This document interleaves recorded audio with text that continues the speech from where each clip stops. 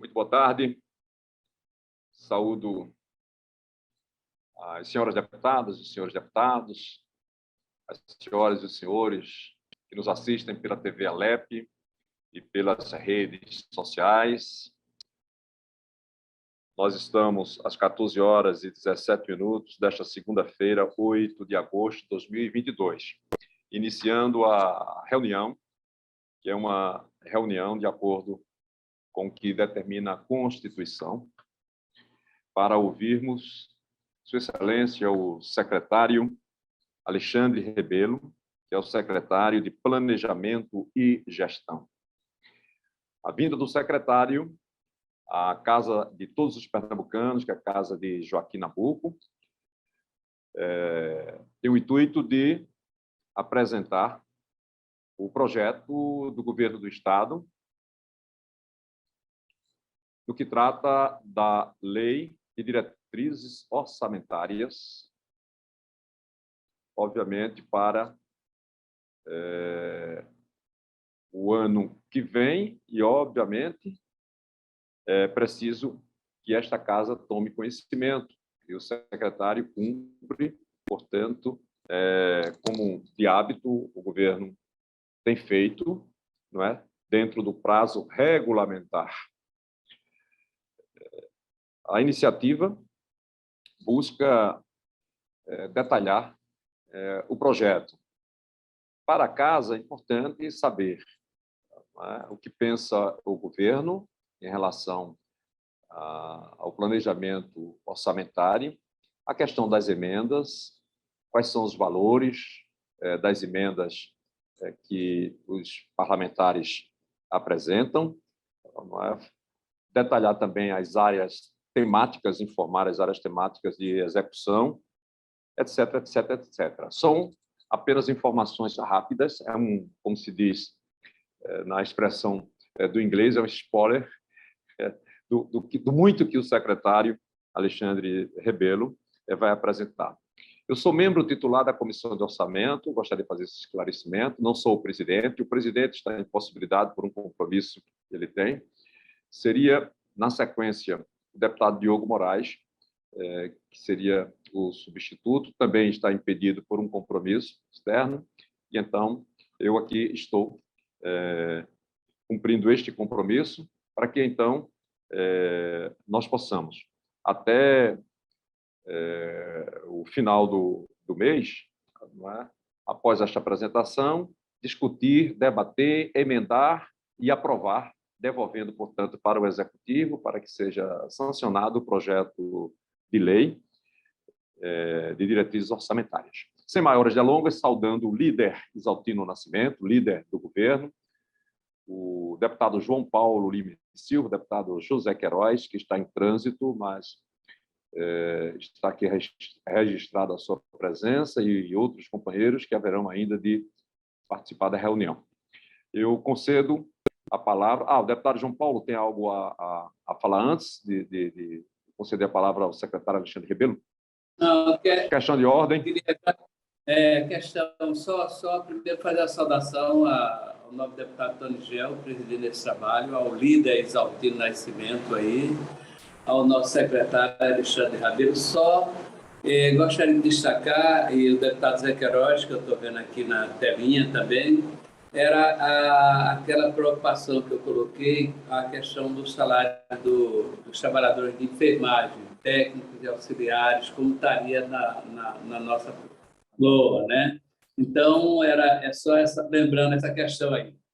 Ok, está anotado aqui também, e com certeza o secretário Alexandre Rebelo já deve ter anotado aí para atender a expectativa de Vossa Excelência. O líder Isaltino Nascimento, antes, tem algo a falar? Então, sem maiores delongas, boa tarde, secretário Alexandre Rebelo, seja bem-vindo mais uma vez a esta casa. Para nós, sinceramente, é sempre uma grande alegria tê-lo conosco nesta reunião. Boa tarde. Boa tarde. Inicialmente, saudar o deputado Tony Gel, que preside esse trabalho na tarde de hoje. Saudar o deputado João Paulo, deputado Isaltino, líder do governo na Assembleia, deputado Zé Queiroz, que também está aí conosco nessa tarde, toda a equipe da Assembleia e nossa equipe aqui também da CEPLAG. Está participando dessa reunião o secretário executivo Adriano Danzi e a gerente-geral Gabriela, conosco aqui. Qualquer dúvida que eu não puder esclarecer nessa tarde de hoje, estão também aí para nos ajudar nesse processo. Eu trouxe, deputado, assim, de forma muito rápida, uma apresentação para abordar os principais pontos. A gente hoje aqui vai discutir um pouco a LDO.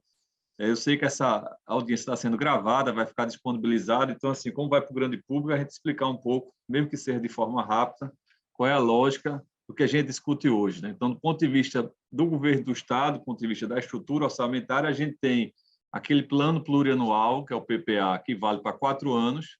Então, a cada primeiro ano de um novo governo se publica o PPA e a cada ano você faz alguma atualização dele e ele traz que a gente tem que fazer, primeiramente, o que a gente vai discutir hoje, uma lei de diretrizes orçamentárias, ou seja, uma lei que traz as diretrizes, a orientação de como a gente elaborar um orçamento. Então, a gente manda para a Assembleia Legislativa, é feito todo o debate daí, do ponto de vista, né, dos detalhes dessa lei, e depois, eventualmente, é remetida para o Executivo para promulgação, para publicação dela. E aí, a partir dela, a gente vai executar o orçamento. A lei orçamentária é assim, com um nível de detalhamento muito maior, que a gente também remete para a Assembleia Legislativa, e aí sim é detalhado, né, linha a linha, ação a ação, órgão a órgão, né, despesa a despesa, como é que vai ficar o orçamento do Estado. Mas, nesse primeiro momento, a gente faz as grandes diretrizes. E a gente vai pedir para a equipe aí técnica colocar na tela uma apresentação muito geral, muito en passant, né, tentar abordar os pontos que o senhor colocou e alguns outros, mas o detalhamento mesmo, o dia a dia mesmo do orçamento, ela vem um pouco mais na frente. Então, pedir para colocar na tela aí, se puder, a apresentação para a gente poder ir seguindo aqui de forma muito breve. E enquanto ele está colocando a apresentação, deputado, queria aqui registrar a minha alegria de estar... É o 4º ano que eu participo dessa audiência, né, desse momento de trabalho, e a alegria de estar aqui trazendo números que mostram o equilíbrio do Estado de Pernambuco. A gente passou um momento muito difícil, né, não só Pernambuco, mas o Brasil todo, aí principalmente nessa última quadra aí, a partir de 2014, 15, com uma enorme crise econômica, essa desarrumação, inclusive, a nível nacional, né, da relação entre poderes, entre União e Estados. Mais recentemente, a crise da Covid também, que tem um impacto muito grande nas finanças de todas as unidades da federação, e a gente fica feliz de estar chegando aqui no último ano do governo Paulo Câmara e poder discutir com a Assembleia um projeto de lei de diretrizes orçamentárias e, posteriormente, da LOA, de um Estado equilibrado. A gente voltou a ter capacidade de investimento. Ano passado, a gente discutiu aqui, nesse mesmo momento, que a gente projetava poder voltar a investir forte no Estado, fazer quase 5 bilhões de investimento nesses últimos 2 anos, e, de fato, a gente está conseguindo chegar nesse patamar. Então, a gente fica feliz, do ponto de vista técnico, mesmo quem trabalha nessa área, de trazer aqui os números que apontam para um novo ciclo em Pernambuco, a partir de agora, já do final do ano passado, de investimento e de equilíbrio. Então, pedi para colocar na tela aí, se for possível, a apresentação. Não sei quem está aí da equipe de apoio, para a gente poder fazer a apresentação.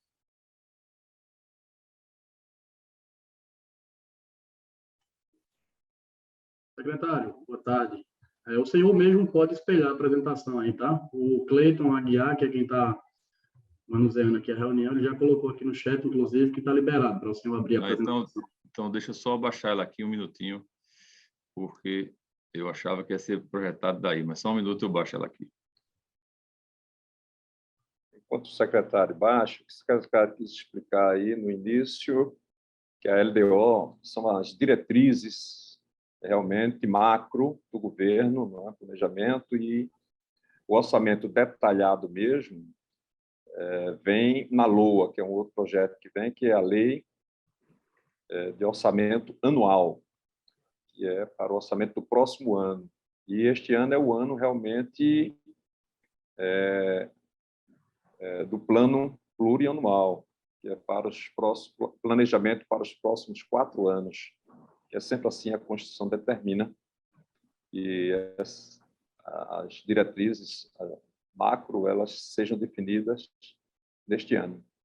E esta é a comissão que trata desse assunto mesmo, a comissão de orçamento, de finanças, orçamento e tributação. Não sei se está na tela já. Secretário. Sim, secretário. Pode ficar à vontade.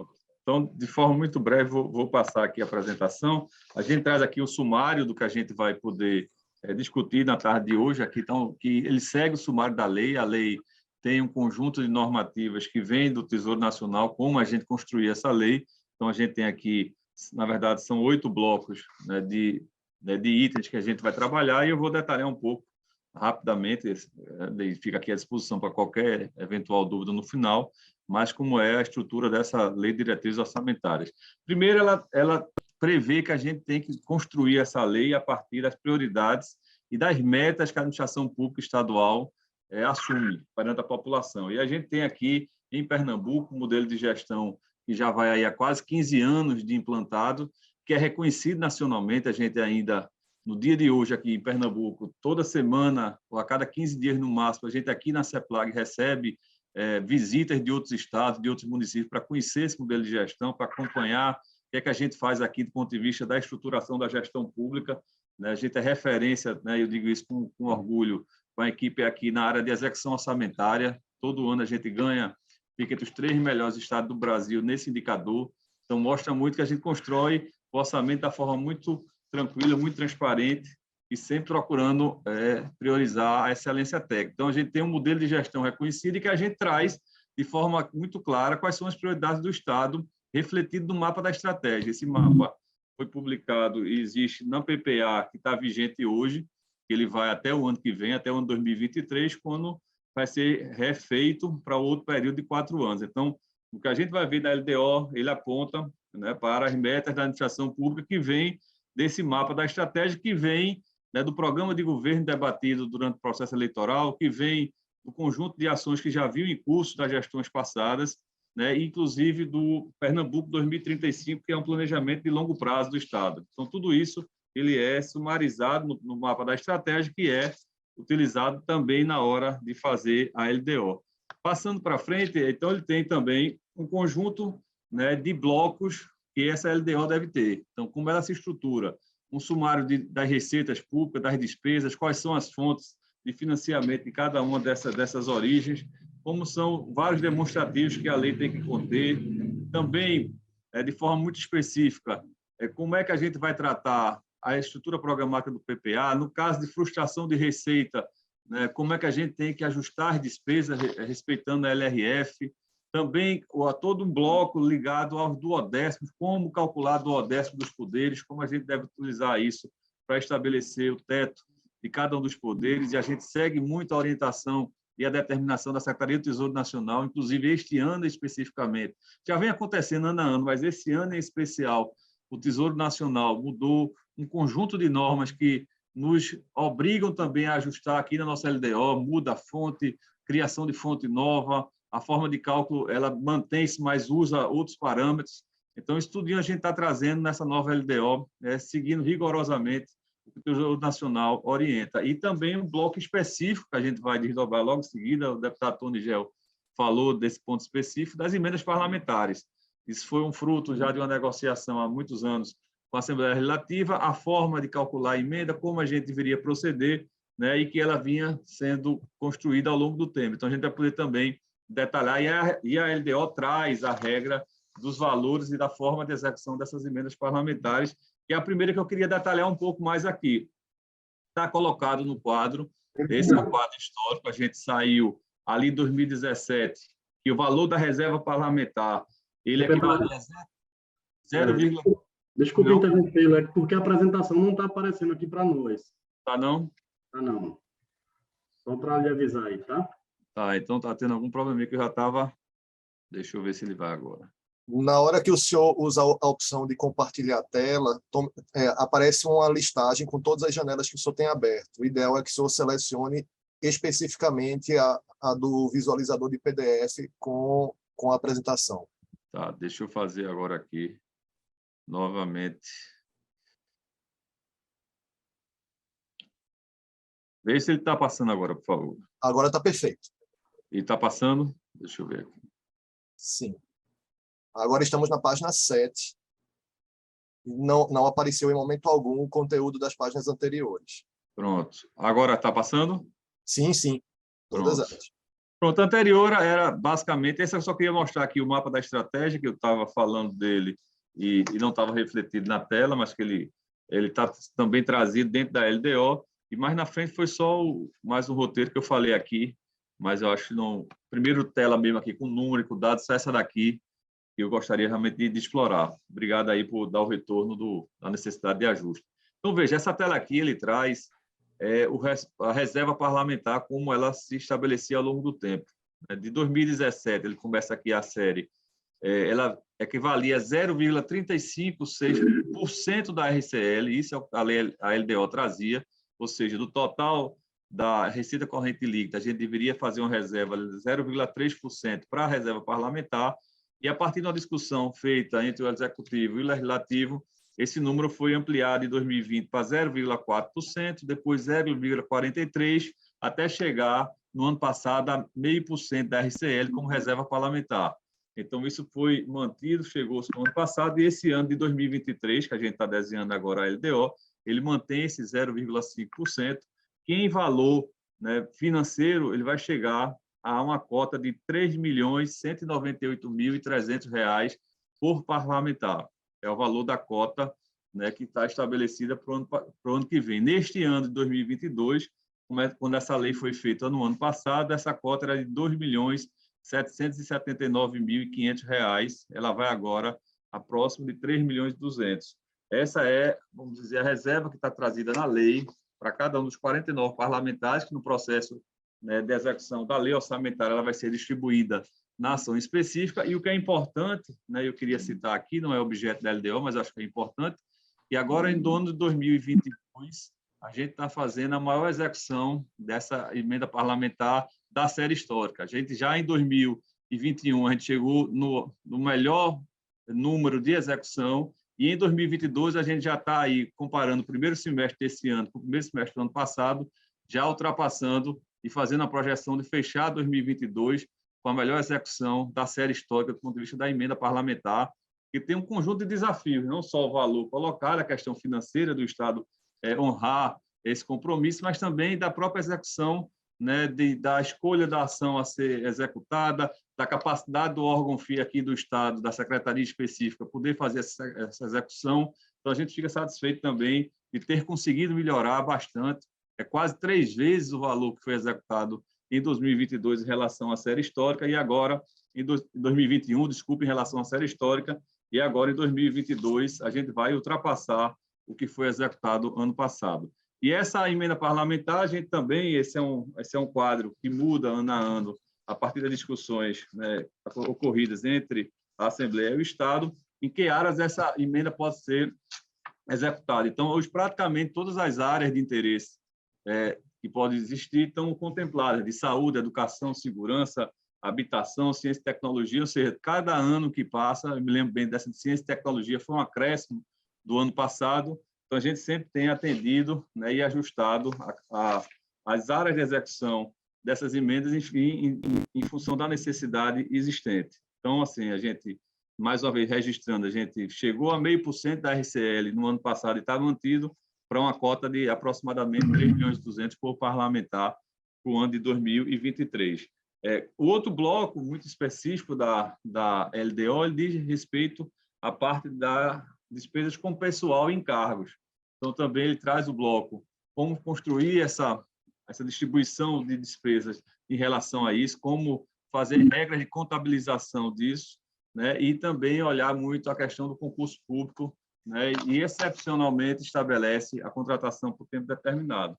Então, a gente também, nessa LDO, que aponta os grandes marcos de receita e despesa, isso vai ser detalhado na LOA, né, já são incorporados os aumentos que foram dados e discutidos com a Assembleia nesse ano de 2022, aí, em especial, praticamente o reajuste de todo o funcionalismo público de 16%, que foi o valor modal dentro do Estado, mas com categorias que foram extremamente beneficiadas, como a categoria da educação, que houve um aumento de 35%, né, nas polícias, um aumento médio de 20%.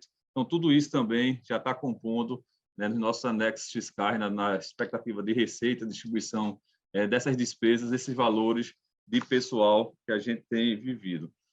Outro item importante que a LDO também traz é um bloco específico sobre a legislação tributária, inclusive com as regras de incentivo, como você prevê também a hora de você fazer a mediação desse incentivo, como você vai suplantar a necessidade de receita para cobrir esse incentivo, e a política de aplicação dos recursos da agência de fomento. Então, também ele traz as regras e as áreas que podem ser fomentadas dentro da AGFEP, nossa, que é a nossa agência que está apontando do ponto de vista da distribuição desse recurso.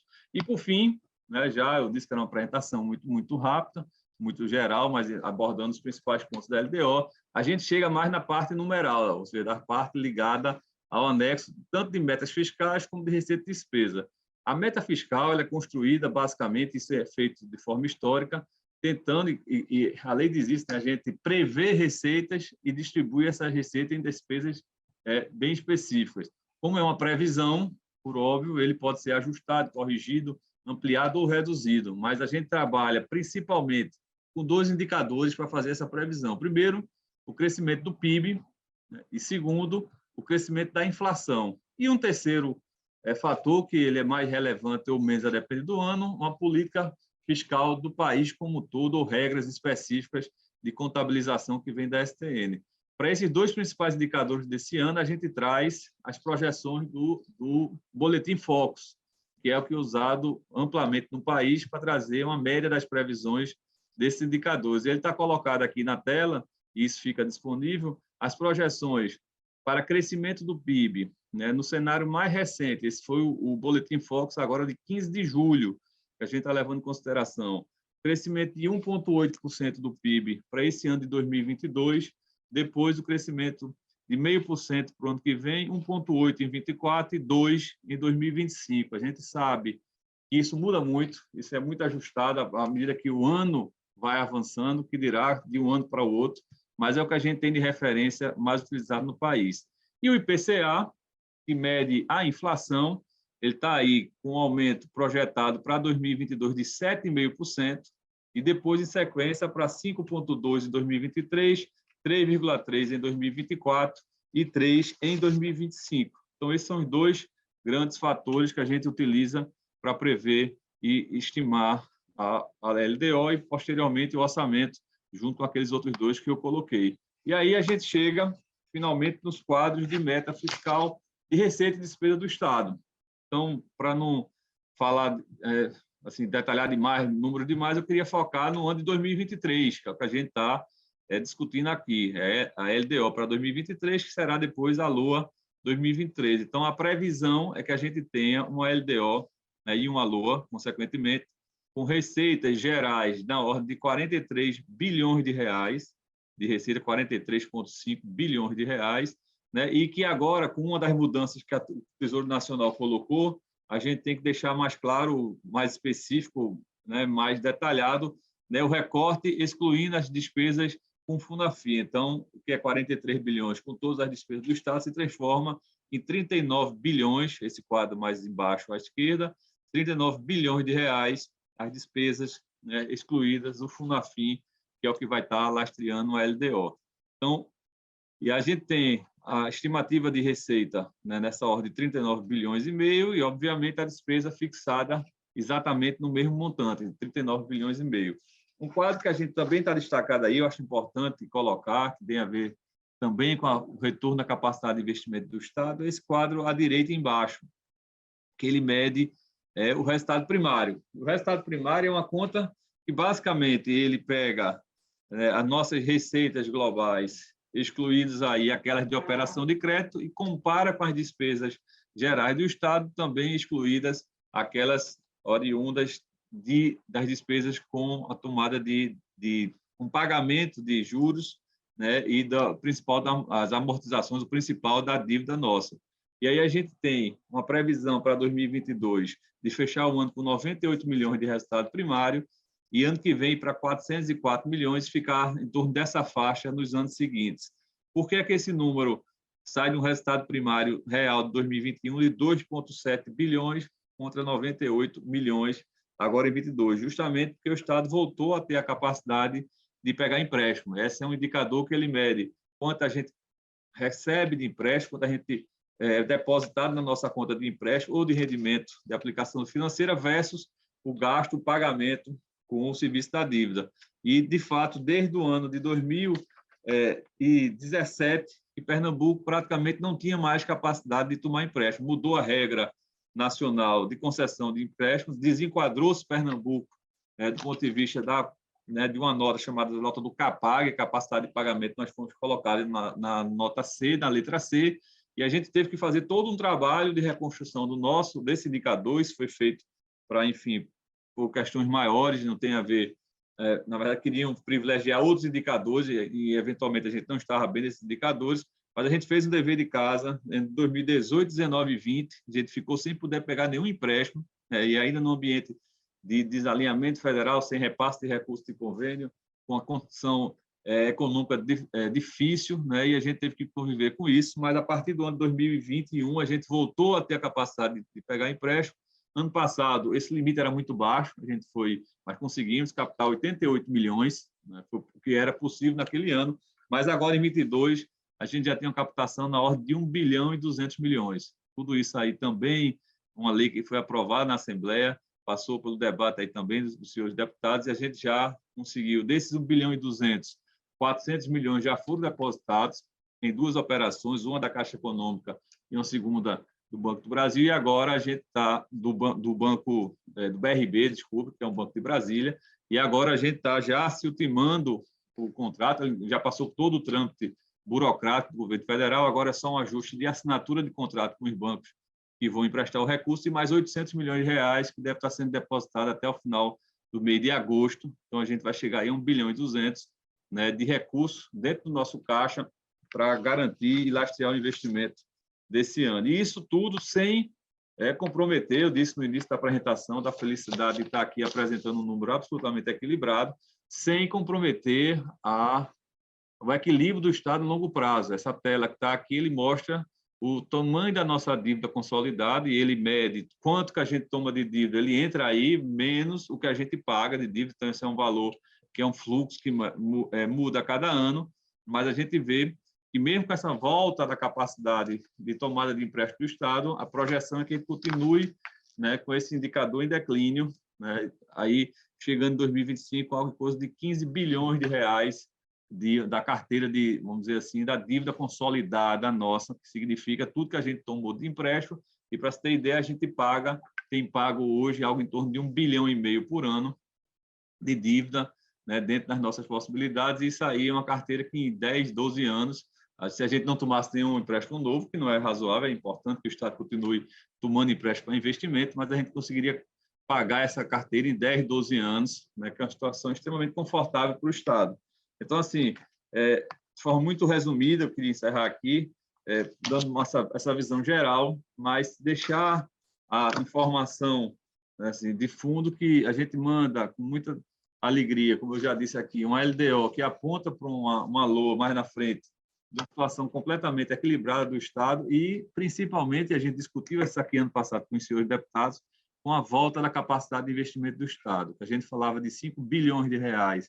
A gente está perseguindo esse número. No ano passado, que foi o momento da retomada, a gente investiu 1,5 bilhão, e esse ano, nesse primeiro semestre, a gente está investindo quase 3 vezes o que a gente investiu no primeiro semestre do ano passado. Então, a gente continua com essa meta, continua perseguindo o guarda do Paulo Câmara, continua cobrando que a gente consiga fechar esse último ano de gestão investindo 5 bilhões de reais. Isso aí traz melhoria para a população como um todo, em especial, porque só para destacar um item, é o investimento em estradas que a gente tem conseguido recuperar. Hoje, Sertão do Pajeú, especificamente, fomos já muito beneficiados. Agora, o Sertão do Mochotó, também com várias estradas, Sertão do São Francisco, Itaparica, a gente conseguimos já chegar no momento de entrega. O próprio Agreste, que foi mais na frente, essas estradas foram ficando prontas, os projetos agora mais recentemente, mas a ideia é que feche o final do ano com um conjunto de entrega nessa área. Então, deputado Tony, eu queria agradecer aí a oportunidade de estar aqui e ficar à disposição para qualquer pergunta e qualquer ajuste que os senhores necessitem. Muito obrigado. Obrigado, secretário Alexandre Rebelo. Já vejo ali que o deputado João Paulo pediu a palavra. Acho que o líder Exaltino Nascimento vai querer fazer algumas observações. Vou deixar só aqui uma questão que me preocupa. esses 43 bilhões de previsão de receita, essa estimativa conta com a possível compensação pelo governo federal, né, da queda de arrecadação por conta do ICMS, reduziu, portanto, aqui o percentual, né, de cobrança de ICMS dos combustíveis. Então, eu deixo essa pergunta aí ao secretário e já concedo a palavra ao deputado João Paulo Lima Silva. Na verdade, as minhas preocupações eram as seguintes. A primeira, se vai conseguir executar todas as emendas dos parlamentares ainda esse ano, né? Que há uma questão. Vamos supor, tem algumas emendas que estão ainda para serem liberadas. A segunda qual é o impacto real da redução do ICMS dos combustíveis, como é que vai ficar isso mesmo, e o impacto disso, que justamente estou contemplado na questão de Tony Gel. E terceiro e último era a questão da situação dos enfermeiros, que eu não vi absolutamente nada, dos técnicos e os enfermeiros. O que é que há de previsão, o que significa isso no orçamento, etc. Nós já tivemos uma reunião com a secretária de administração e ela falava que estava se vendo as possibilidades a partir da aprovação da lei. Como a lei foi aprovada e sancionada, aí eu queria ter essas informações para compartilhar junto com a categoria. Eu pergunto ao secretário Alexandre Rebelo se nós poderíamos ouvir o líder Exaltino Nascimento primeiro, que aí Vossa Excelência ficaria à vontade para responder. Líder Exaltino, boa tarde. Está fechado seu microfone. Saudar também o nosso companheiro Tony Gel, saudar o deputado João Paulo, de nós aqui, especialmente o secretário Alexandre Rebelo, parabenizar pelo trabalho, a todos que compõem aí a equipe, em nome de Adriano e também de Gabriela, que estão aí assessorando. Antes de iniciar nossa abordagem, só fazer um registro aqui para todos que estão nos assistindo, né? Que estão, enfim, esse programa está sendo gravado, a rede social é ao vivo, para parabenizar aqui ao governador Paulo Câmara pelo seu aniversário, que é o dia de hoje. Então, desejar aqui que Deus abençoe a ele e a sua família, parabenizar pelo trabalho.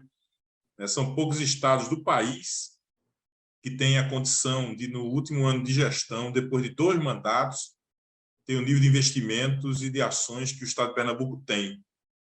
E, obviamente, o governo de Pernambuco tem aí condições e recursos para fazer investimentos, diferentemente da maioria dos estados brasileiros que não tem essa condição.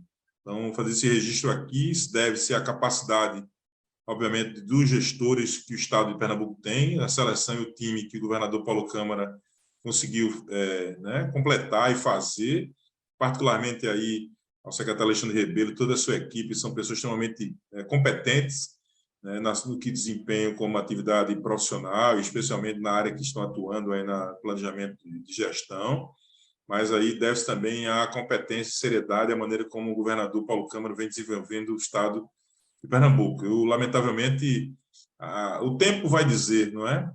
Karl Marx dizia que o tempo é seu da razão, e as pessoas vão ver o quanto foi a gestão positiva para o Estado de Pernambuco. Dos 2 momentos, eu tive o privilégio e a honra de ser secretário no primeiro mandato passado do governador, em 2015-16, e nós sabemos o quanto o governo foi muito importante ter detectado a perspectiva de não crescimento econômico do Estado de Pernambuco a partir da lógica do ICMS, sobretudo em função de não vencer do Brasil. 2 anos de crises iniciais, 15-16, depois a política nacional acabou comprometendo as gestões aqui no Estado. Nós tivemos dificuldades nas vários governos que antecederam o atual e o atual também, e que, na verdade, Pernambuco sofreu muito, porque teve que tomar atitudes e ações a partir das suas próprias expensas, dos seus próprios recursos. Isso fez com que nós tivéssemos muita dificuldade de implementação, mas, a despeito disso, o Estado de Pernambuco se manteve de pé, cumprindo suas obrigações, investindo na contratação de profissionais da saúde, da segurança, da educação, trabalhando políticas públicas importantes, constituição, né, de empreendimentos significativos no âmbito da educação, com escola tempo integral, né, com programas que criados já na atual gestão do governador Paulo Câmara, como programas Pé no Campo, né, que permite bolsa de valores para os alunos que estão das universidades públicas poderem ter o acesso e recursos para se manterem no primeiro ano de gestão, no primeiro ano de mandato, de fim de estão na universidade, né? E curso, e no segundo ano tem um percentual também, isso ajuda bastante as famílias poderem fazer. Afora toda a lógica voltada para o meio ambiente, a construção feita, a descentralização das ações de gestão a partir do Todos Pernambuco, que foi concebido inicialmente aí pelo governador Eduardo Campos, saudando a memória, e que teve consecução em 2015 e também em 2019 pelo governador e pelo governo Paulo Câmara. E a questão da condição de gestão. Pernambuco é um modelo de gestão, eu concordo plenamente com o que foi mencionado aí pelo secretário Alexandre Rebelo. Eu vivenciei essa questão como gestor e, obviamente, depois na liderança do governo no mandato passado e atual, e sei da probidade, da seriedade, da retidão, da competência do governo, que nós estamos terminando mais 4 anos da segunda gestão, os 8 anos do governador Paulo Câmara, numa situação diferentemente da grande maioria dos estados brasileiros. Eu acompanhei o debate ontem no Rio de Janeiro, né, numa emissora de televisão, em que os candidatos a governadores, o atual governador, candidato à reeleição, né, passou um verdadeiro vexame lá, porque foi sabatinado sobre a gestão, sobre a maneira como gerencia, não só em relação à violência, ao assassinato de pessoas, mas também da maneira como o Estado do Rio de Janeiro está gerenciado, como outros estados também. Então, certamente, né, na disputa política que haverá agora, na perspectiva das discussões que já, né, que serão, das sabatinas que haverá, nos debates de eleições aqui no estado de Pernambuco, o nosso candidato a governador terá um cabedal aí de ações a ser informada para a sociedade, que muitas vezes não tem essa informação. Alguns meios de comunicação de forma maliciosa tendem a desconstruir as imagens e a ação feita pelo governador Paulo Câmara, mas deixo aqui esse registro, né, que acompanho, né, a par e passo, como de sorte a nossa bancada, e para que não fique consignado aí que certamente o governador Paulo Câmara vai ser relembrado e lembrado aí pela sua gestão eficiente, eficaz, né? E, enfim, a sua maneira como fez a gestão em Pernambuco. Então, eu deixo esse registro aqui, parabenizando ao secretário Alexandre Rebelo pelo trabalho, né, a Adriano, a Gabriela, toda a equipe. Eu sei que, né, na verdade, se analisar uma equipe de futebol, um time, tá certo? Esse meio-campo aí de Alexandre Rebelo, né, tá certo? Que é o que arma, tá certo? Para tocar para todo mundo aí, para as várias ações aí. Ele fez de forma muito eficiente. Então, fazer esse registro, que a Assembleia não se furtou a tratar essa questão. E, para além das dificuldades, nós vivenciamos um momento muito delicado de dificuldades em relação ao conjunto do Estado. Só esse ano é que o Estado pode amealhar empréstimos, mas vivenciou, né, praticamente 90% da gestão de Paulo Câmara foi vivenciado com crises nacionais, econômicas, sociais, políticas, não é? E com recursos próprios para manter as diversas ações aí que o Estado empreendeu, reajustando salário, mantendo os salários em dias, negociando, contratando profissionais. Quer dizer, o Estado hoje tem um Estado que está bem gerenciado, bem administrado. Obviamente, a gente sabe que nessa questão da divulgação, do merchandising, da publicidade, das ações, talvez não tenha sido a mais eficiente possível, pelo menos é a minha análise. Mas, assim, deixo aqui esse registro, pedindo desculpas aí, deputado Tony Gel, deputado João Paulo, por me estender na minha avaliação, mas como nós estamos próximos aí desse momento, aí teremos a oportunidade de tratar, mas bem contento aí a vinda nesse segundo quadrimestre do secretário Alexandre Rebelo, a sua demonstração aí do trabalho feito aí pelo nosso governo. Então, esse registro a gente fechou o ano passado aí, se o secretário Alexandre Rebelo pudesse mencionar, eu sei que em 2007 nosso produto interno bruto, né, do Estado de Pernambuco era pouco mais de 15 bilhões de reais. Se Vossa Excelência pudesse, secretário, dizer quanto foi o PIB, mais ou menos, eu não tenho assim de cabeça, né, mas certamente foi muito maior do que foi quando esse grupo político começou a gerenciar o Estado em 2007, através da gestão do governador Paulo Câmara. Nós temos hoje uma base econômica consolidada, né, cuja matriz principal de exportação né? Não é mais o setor sucrocoleiro, é outro setor, né? Setor automotivo. Nós temos hoje uma estruturação que transcende a região metropolitana do Recife, né? A gente tem hoje várias regiões que hoje se envolvem em suas ações. Nós temos hoje investimentos.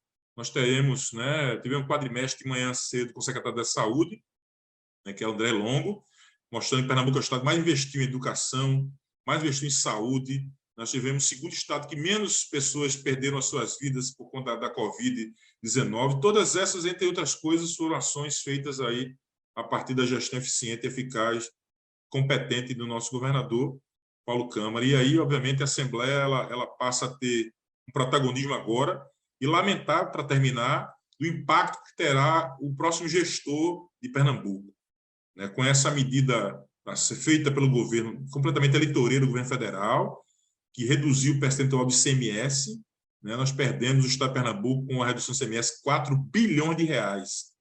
Dos 4 bilhões de reais que Pernambuco perdeu, 1 bilhão são repassados 25% aos municípios. Então, gostaria de fazer um comentário como o Estado vai sobreviver a partir do próximo ano, aí, com o próximo gestor, com 4 bilhões a menos de investimentos a partir do ICMS. Eu gostaria de um comentário aí do secretário, e já dos contingenciamentos que tiveram que ser feitos a partir de agora, para já vista que a partir desse mês de agosto já começa a ter menos recursos a entrar nos cofres do Estado de Pernambuco em função dessa medida trabalhada, politiqueira, né, feita pelo governo federal, enfim, entre outras coisas que a gente vivencia essa crise nacional. Então, deixo aqui essas duas perguntas ao secretário, parabenizando mais uma vez o secretário Alexandre Rebelo, a Gabriela Souza também, a Adriano Andrade, em nome da equipe da Secretaria de Planejamento, né, o próximo quadrimestre certamente vai ser feito só em 2023, né, numa nova, enfim, no próximo ano, então a gente tem essa questão. Então, mais uma vez, deixo aqui o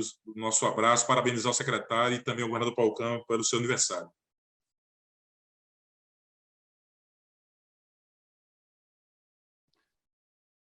Secretário, fica à vontade. Tá bom. Muito obrigado. A palavra é sua. Tá bom, obrigado, deputado Tunigel. Primeiramente, queria começar agradecendo as palavras do deputado Exaltino, o reconhecimento que ele faz aqui à CEPLAG. De fato, deputado, a gente tem uma equipe técnica aqui preparada, uma parte dos servidores, inclusive especificamente Adriano e Gabriela, oriunda do concurso público. O concurso público feito ali, uma carreira construída ali em 2009, 2010, feito concurso, então já são servidores aí, tem 5, 6, 8, 10 anos de experiência na área pública. Isso dá essa qualidade de gestão que a gente fala aqui, não vem de graça, né? Vem no investimento, profissionais competentes, né? Na formação e na capacitação desses profissionais e no engajamento deles, né? Com compromisso no Estado equilibrado, que vai além de uma gestão A ou B, a gente olhar o Estado como Estado mesmo. E nesse sentido, já entrando nas respostas, a gente tem uma preocupação muito grande, como o senhor colocou e o deputado Tunigel colocou no início da sua fala, que é o impacto dessas medidas que o governo federal impôs aos estados, né, e de forma atabalhoada e sem espaço para a gente poder se equilibrar. A verdade é, se o senhor colocou aí, e isso é muito correto, o governador Paulo Câmara fez uma opção a partir do momento que o estado de Pernambuco é um estado pobre, de uma região pobre do país, não é um estado pujante com grandes receitas. Então, a gente tem uma capacidade de investimento, de fato, limitada ao longo do tempo. Como é que você faz investimento público? Com recurso de convênio, que a União é que repassa esses recursos. É natural que seja assim, que é um ente muito mais poderoso, muito mais dotação orçamentária, com muito mais recursos para repassar. Então, primeiro fonte importante é repasse de recursos pela União para investir, não para Pernambuco, mas no Brasil como um todo. Segundo, empréstimo, capacidade de tomar empréstimo e poder tomar um empréstimo aqui para pagar em 20, em 30 anos. Então, você dilui no tempo esse valor investido. E o terceiro, o seu próprio recurso próprio, que, via de regra, é o que você tem em menor monta. Então, o que acontece? Ali em 2014, 15, o governador Paulo Câmara assume uma crise econômica gigantesca. Aí você tem uma redução do repasse dos convênios, por uma questão política de desalinhamento, só tem essa fonte míngua. Ad contínuo, se muda a regra que sempre se utilizou para permitir que os estados tomem empréstimo. Pernambuco tinha uma condição confortável naquele momento, mas foi impedido de tomar empréstimo. Então, você tirou duas fontes de financiamento de investimentos, né, com a crise econômica crescente, com a receita do Estado diminuindo, e aí o governador Paulo Câmara fez uma opção muito clara pela manutenção dos serviços públicos, que é um serviço que chega ao cidadão mais pobre. Então, ele não reduziu em nenhum momento o investimento que foi feito na área educacional. Então, a gente, ano a ano, se a gente pegar o governo dele, você vai ver que aquilo tudo que começou com o governador Eduardo Campos, escola em tempo integral, escolas técnicas, programa Ganha o Mundo, né, foram todos os anos, foram sendo ampliados. Todos os anos você tem uma nova escola em tempo integral aberta, várias escolas técnicas, várias turmas sendo mandadas para o exterior. Então, assim, ele optou por manter isso, não fechou nenhum serviço que foi aberto de saúde também. Ele herdou ali quase 8 hospitais novos, 15 UPAs, várias UPAs. Então, você manteve esse serviço em andamento. Agora, de fato, a gente teve uma capacidade de investimento reduzida. Então, ele foi fazer um dever de casa, né, um dever de casa grande de ajuste nessa despesa, de procurar outras fontes de receita, se equilibrar, entrar novamente na capacidade, com a regra nova que foi colocada pela União, de poder pegar novos empréstimos, e quando finalmente a gente se reenquadra, se rearruma, volta a projetar um ciclo de investimento, né, permite-se, inclusive, se recompõe o salário do servidor, que passou também 2 anos sem aumento. Isso tudo é colocado na conta, então vem o governo federal e retira um valor significativo de recursos do Estado. Porque tudo isso a gente, como o senhor colocou, o Estado se cozeu com as próprias linhas, foi resolver com sua receita própria, foi equilibrar sua capacidade de investimento, voltou a ter a capacidade de investimento, e para o ano que vem a gente projetava isso tudo, o impacto do aumento desse ano para o ano de 2023, as obras que a gente começou esse ano e também que não conclui esse ano, tem que ter recursos para garantir o ano de 2023. O senhor foi secretário de infraestrutura, o senhor sabe que uma estrada muitas vezes demora 18 meses, 20 meses, 24 meses para ser concluída, então a gente começa esse ano, mas tem que também garantir essa execução ano que vem. Então, quando você tem esse desenho todo bem feito, o governo federal, da dia para a noite, retira, né, o valor hoje estimado de 4 bilhões de reais dessa conta. Então, não é fácil, né, até porque, se você distribuísse isso no tempo, e esse foi o pedido dos estados, né, na articulação que foi feita, o secretário Décio, que eu sei que vai aí, em próximos dias, vai aí na Assembleia também para apresentar o resultado do Estado. Ele fez uma articulação muito grande com o presidente do Concefaz no país, e o pedido dos governadores era que distribuísse no tempo, não era nem no método da questão, reduzir ou não reduzir semestre, mas me permita que isso aconteça em 23 um pedaço, em 24 e 25, para que a gente pudesse se ajustar, não. Foi de imediato, já a partir do mês de julho. Então, essa LDO já computa, assim, o impacto dessas medidas, né? Por isso que a gente já tem uma receita mais restrita em função disso. A gente pode ainda, a legislação permite isso, até o momento da LOA, eventualmente ajustar essa receita que foi colocada hoje. Então, eventualmente, a gente pode ainda, à medida da execução real que vai acontecer agora em agosto, setembro, a gente fazer algum ajuste, mas eles já apontam um ano muito duro para o ano que vem. Ainda equilibrado, eu queria ressaltar isso aqui, a gente, mais uma vez, o governador à frente, foi procurar caminhos que nos dessem uma tranquilidade para o ano que vem, mesmo com muita dureza. Então, essa opção de tomar empréstimos agora, né, de forma vultosa, permite que a gente alivie um pouco a receita do Tesouro para outros gastos e consiga pagar o investimento com essas operações de crédito.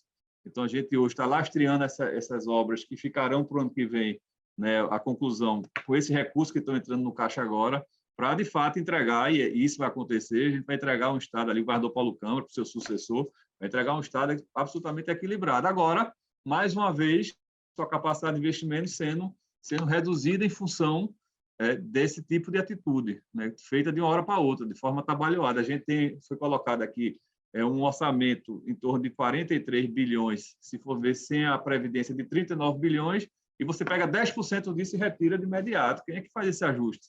Então, é muito difícil, realmente, que essa conta feche. A gente tem um valor, de uma certa forma, que vinha sendo construída, permite que a gente consiga equilibrar isso e ter um Estado, né, administrável no início do ano que vem. Mas é algo que a gente vai ter que, de fato, discutir desse novo ciclo, né? Qual é o ajuste que a União vai permitir. A gente espera que tenha uma gestão mais equilibrada a partir de janeiro na União, que a gente possa discutir esse tipo de questão. Mas, assim, já respondendo aqui um pouco ao que foi colocado, essa lei já traz esses impactos inicialmente previstos na redução do CMS.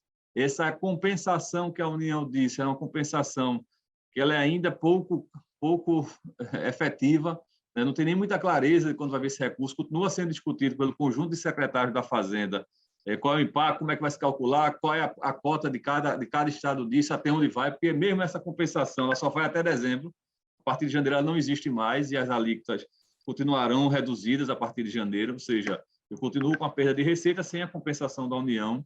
Alguns estados estão pedindo para fazer uma compensação com as dívidas que tem com a União, isso não foi autorizado ainda, então é um processo ainda de tentativa de achar o caminho de equilíbrio, mas respondendo, já está colocado nessa previsão da LDO, a gente vai, como eu disse aqui, acompanhar a Lua e poder ver qual é o impacto dela nessa Lua.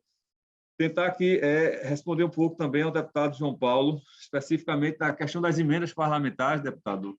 A gente também, fruto desse histórico que eu falei aqui há pouco tempo, a gente viveu num momento de dificuldade financeira também na execução dessas emendas, é verdade, a gente discutia isso de forma muito transparente, a Assembleia foi parceira do Executivo nesse momento, compreendeu o momento e a gente conseguiu suplantar isso. Então, hoje, não há mais restrição do ponto de vista financeiro nenhum à execução das emendas. O dificultador da emenda, às vezes, é a própria execução física dela mesma. A Secretaria conseguir fazer a licitação, fazer a adesão à ata, fazer a execução que o parlamentar indica, mas a gente conseguiu melhorar bastante esse nível de execução. Né? A gente, como eu coloquei aqui, multiplicou por 3 o ano 2021 para a média histórica, a gente conseguiu executar 3 vezes mais emenda. Esse ano de 22 já estamos executando acima do ano passado, e a ideia é que a gente conclua com o melhor ano da série histórica em termos de execução de emenda parlamentar. Não há restrição nenhuma orçamentária, não há restrição nenhuma financeira para essa execução. É da natureza mesmo, agora, do gasto público, que a gente consiga fazer isso. Se eu não falei, vou falar dos enfermeiros aqui, a informação que eu busquei, não sei se eu deixei de falar de algum ponto aqui. Se deixei, por favor, possam me cobrar novamente. Dos enfermeiros, deputado, eu fiz aqui o contato com a secretária Marília, Adriano também fez o contato.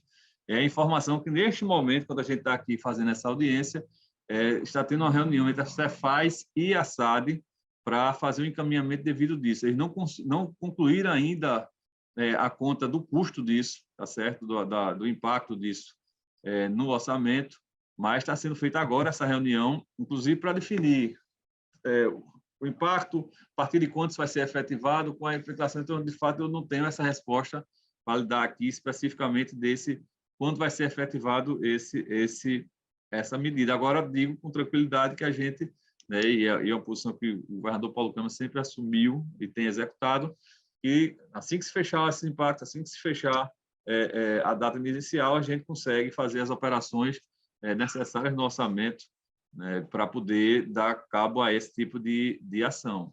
A exemplo que aconteceu agora do Fundef, né, a gente teve que fazer um ajuste grande no orçamento, um apoio, inclusive, da Assembleia, para aportar quase R$1 bilhão para pagamento aos professores do Fundef. É um processo de 2002, faz 20 anos que essa ação judicial andava, e a gente agora, né, estamos só aguardando a última liberação do governo federal para poder fazer o repasse, pagamento efetivo para cada professor. Então, da mesma forma, de forma análoga, assim que se fechar, a questão é outra natureza, óbvio, mas assim que se fechar esse desenho de impacto que a Fazenda está fazendo junto com a SAD, a gente vai dar a equalização dessa situação. Então, assim,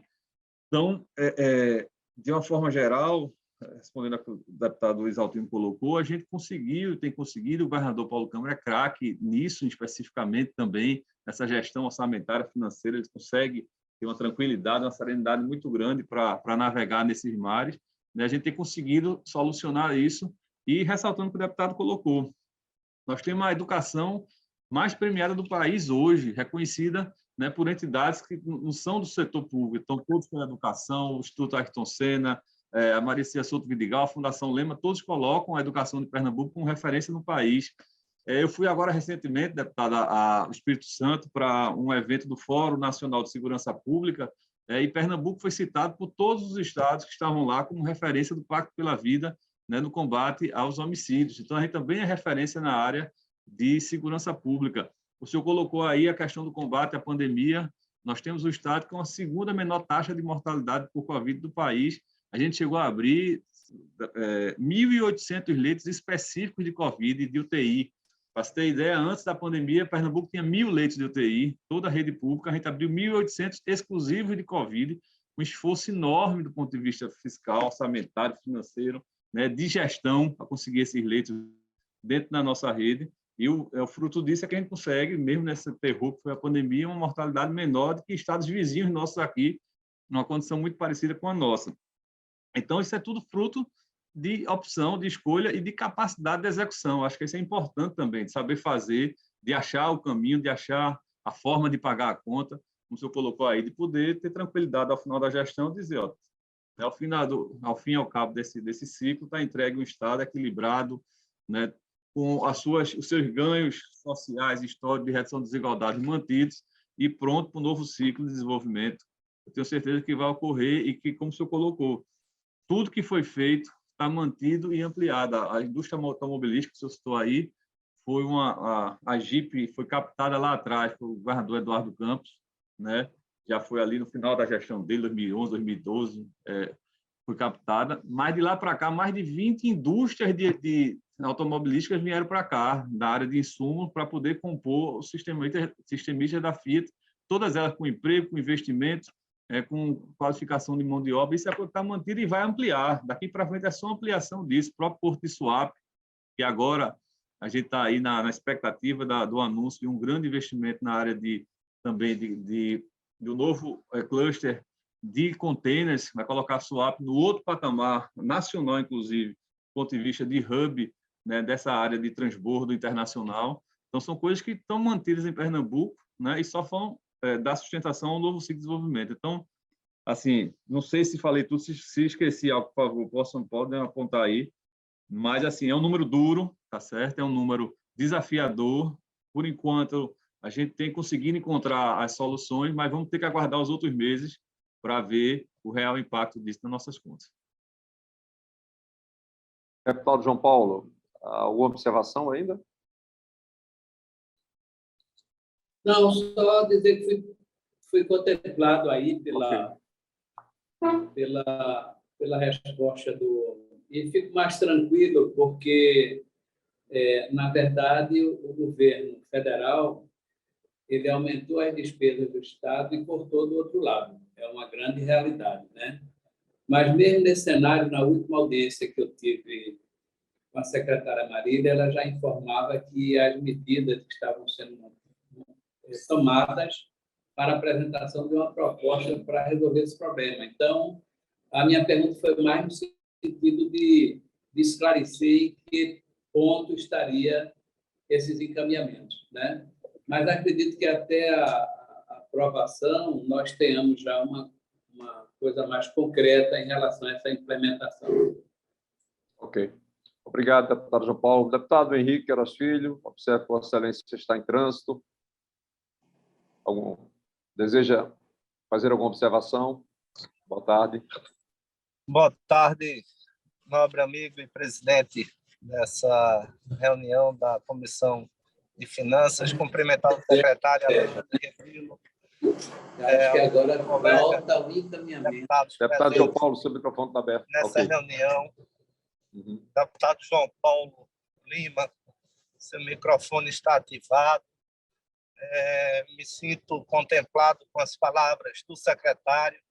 Sei que Pernambuco tem secretários que são comandados pelo governador Paulo Câmara, que tem um compromisso e uma responsabilidade com as contas públicas, e aproveitar essa oportunidade para parabenizar o secretário Alexandre Rebelo, que tão bem cuida de sua pasta, que está à frente da Secretaria de Planejamento, fazendo com que Pernambuco anunciasse o plano Retomada, que anunciou, que mostrou ao Brasil, no pós-pandemia, tantas obras, tantos investimentos voltados para a nossa população pernambucana. Então, só agradecer e dizer a todo o nosso povo, a todos que nos acompanham através do YouTube, da TV Alep, que o nosso compromisso como deputado estadual é levar sempre o desenvolvimento a todos os recantos do estado de Pernambuco. E tenho certeza que o secretário Alexandre ele tem esse compromisso, atendendo aí às determinações do governador Paulo Câmara. Agradecer mais uma vez sua presença, secretário, e dizer que estou à disposição para que a gente possa alinhar os trabalhos e fazer com que Pernambuco cresça ainda mais. Muito obrigado e boa tarde. Obrigado, deputado Henrique Queiroz Filho. Líder Exaltino Nascimento, satisfeito? Alguma observação? Tudo ok? Ok. Então, não havendo mais nenhuma observação a ser feita, eu concedo a palavra ao novo secretário Alexandre Rebelo, né, para as considerações finais. Já estamos nos encaminhando para o final desta reunião. Secretário. Eu só queria agradecer, deputado Tony Gel, deputado Exaltino, deputado João Paulo, deputado Henrique Queiroz Filho, deputado Zé Queiroz, e dizer que a gente está aqui à disposição, sempre que for necessário. Isso é o início de um processo, né? A lei de diretrizes orçamentárias está no início da sua tramitação, mais na frente a própria lei orçamentária vai estar aí na Assembleia para essa discussão. A gente está sempre à disposição aqui, aberto, para fazer o debate, o esclarecimento e acatar qualquer sugestão que essa Assembleia nos traga. Dizer, da alegria, como eu disse no início, encerrar da mesma forma, dizer que está aqui trazendo uma peça orçamentária equilibrada, achou caminhos nesse enorme desafio que a gente vive no país hoje, e a certeza de termos um Estado aí pronto para iniciar um novo ciclo, né, de desenvolvimento como a gente viveu no passado tão recente. Então, agradecer essa oportunidade, ficar à disposição aqui. Muito obrigado. Tá, nós agradecemos. Todos os membros desta casa têm consciência disso e podem testemunhar que Vossa Excelência é um secretário muito acessível. Sua equipe está sempre predisposta, né, a atender aos membros desta casa aqui. Então, um grande abraço, secretário. Muito obrigado a Vossa Excelência pelos esclarecimentos.